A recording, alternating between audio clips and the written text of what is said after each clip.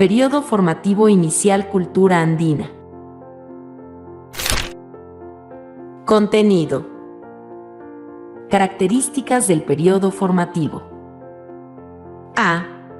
Características económicas. B. Características sociales. C.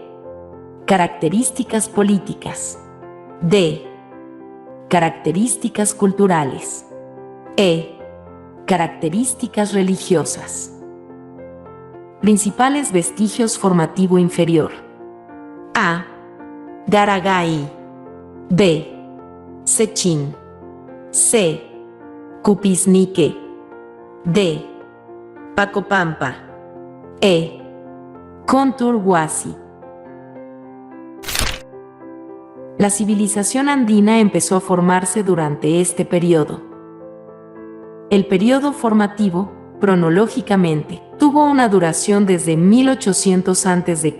hasta 200 después de Cristo y está dividido en 3 etapas. Formativo inicial, 1800 a 1000 a.C. Formativo medio, 1000 a 400 a.C. Formativo final, 400 a 200 a.C. Características del periodo formativo. A. Características económicas. La agricultura fue la actividad que permitió el intercambio de cultivos entre las distintas regiones andinas. De esta manera se logró la difusión y mejora genética del maíz. Se desarrollaron las tecnologías agrícolas, abonos, semillas, canales de irrigación para manejar y controlar el agua de los ríos, etc.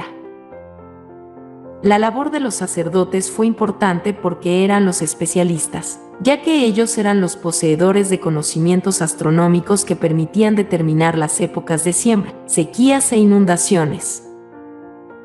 Este conocimiento era solicitado por la población para determinar las épocas de siembras y cosechas, lo que generó una relación de dependencia entre los sacerdotes, por ser quienes invocaban a los dioses, y la población, que necesitaba dichos conocimientos para sus actividades agrícolas.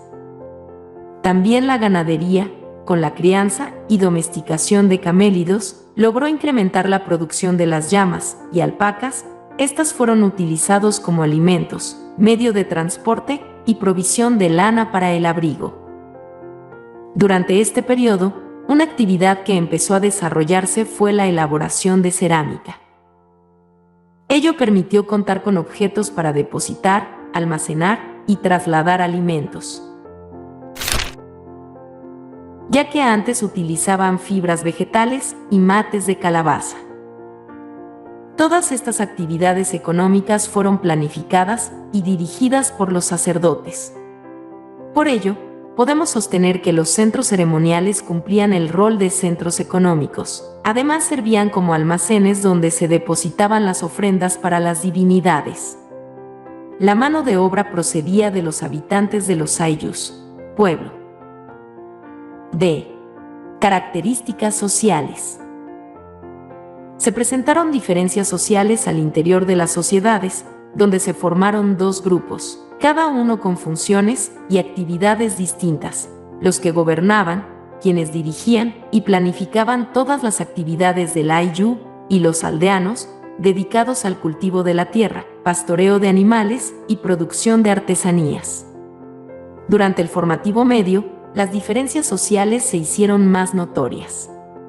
Las poblaciones, organizadas en Ayllus, conformadas por campesinos, pastores, ceramistas, orfebres, constructores de templos, etc., servían como mano de obra y tenían la obligación de cumplir las órdenes y entregar las ofrendas que exigían los sacerdotes. Los gobernantes concentraban el poder político y religioso. Eran los sacerdotes quienes vivían en los templos y se mantenían gracias a las ofrendas que recibían de los Ayllus a cambio de su intermediación ante los dioses. C. Características políticas. Los sacerdotes concentraron el poder y la autoridad. Eran los especialistas en el conocimiento astronómico sobre las épocas de lluvia, sequías, siembra, etc.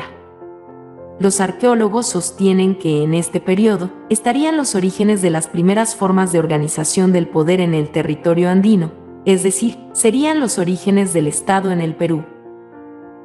Como fueron los sacerdotes quienes organizaron los primeros estados, a estos se les denomina teocráticos. Para controlar a los ayllus, crearon un sistema religioso, conformado por terroríficas y sangrientas imágenes, que fue el aparato represivo que utilizaron para concentrar y consolidar todo el poder político en sus manos. Como vemos, la religión cumplió una función política. D. Características culturales. Aumenta la construcción de grandes templos o centros ceremoniales por todo el territorio andino. Para ello se utilizaron diversos materiales de construcción. En la costa se utilizó el barro principalmente, y en la sierra, la piedra. Los centros ceremoniales estaban orientados hacia el este. Estos templos presentan planos en forma de U debido a que, generalmente, presentan 2 edificios laterales y uno central.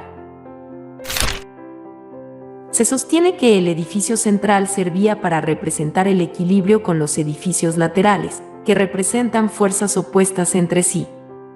Poseen escalinatas y plazas hundidas, que presentan forma rectangular o circular.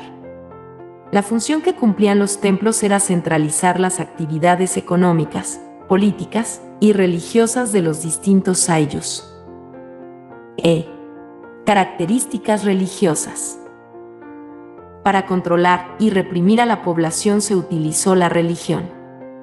Los encargados de dirigir las ceremonias fueron los sacerdotes, quienes tenían la función de comunicarse con dioses. En realidad, para lograrlo, sus centros ceremoniales servían como observatorios astronómicos.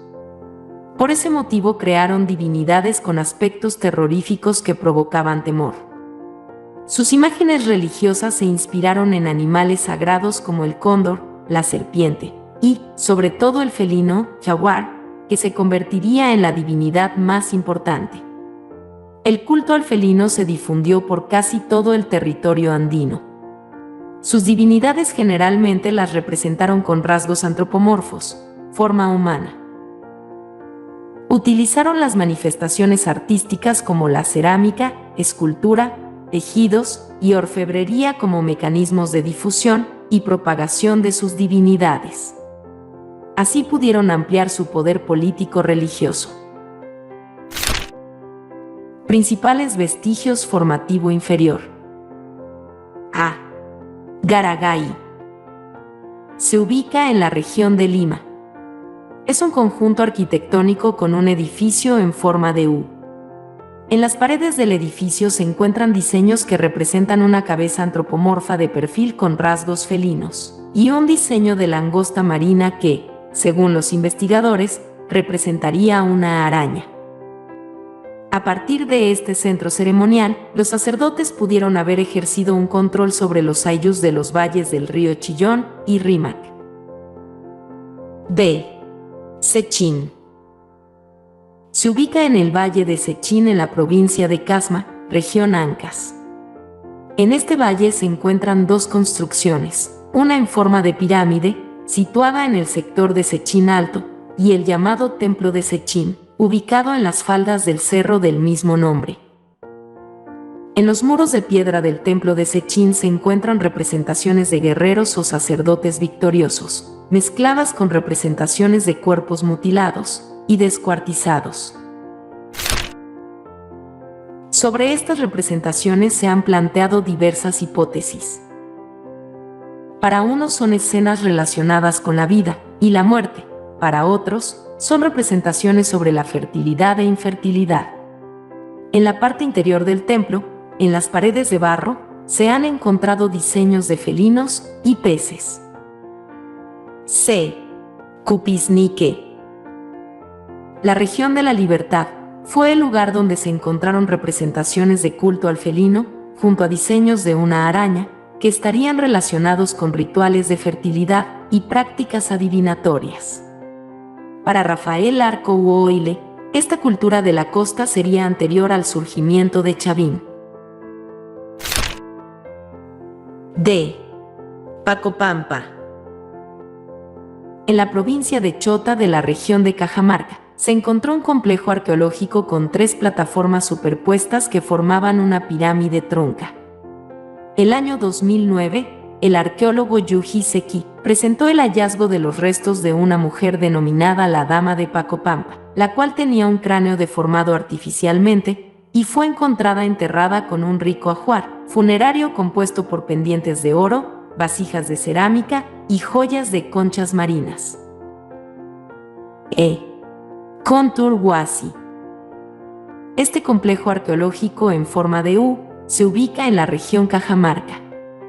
En el lugar se encontraron piezas de oro y esculturas de piedras con representaciones de seres antropomorfos con rasgos felinos, los cuales son muy semejantes a los elaborados por los pobladores de Chavín.